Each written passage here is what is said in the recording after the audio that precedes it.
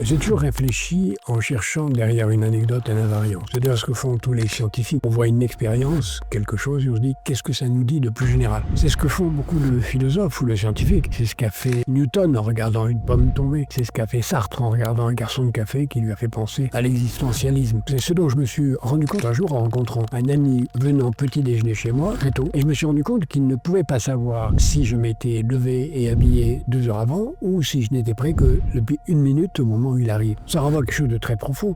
C'est-à-dire quand on est dans un événement, on ne sait rien de l'histoire de ce qui le précède. Quand on voit une chose, on ne sait pas ce qui a conduit à ce qu'elle existe. C'est la même chose avec une photographie. Quand on voit une photographie, on est frustré parce qu'on ne sait pas ce qui s'est passé avant. On aimerait connaître le film avant. Et c'est quelque chose de très général. Et c'est la distinction entre la généalogie d'une chose et son état présent. Cette distinction si fondamentale qui renvoie aux choses les plus profondes de la physique moderne. On en trouve, vous voyez, un exemple, quelque chose d'aussi prosaïque. Et en permanence, quand on assiste à un événement, il faut se demander si ça renvoie à quelque chose de plus général. On a beaucoup de choses à découvrir en faisant ça.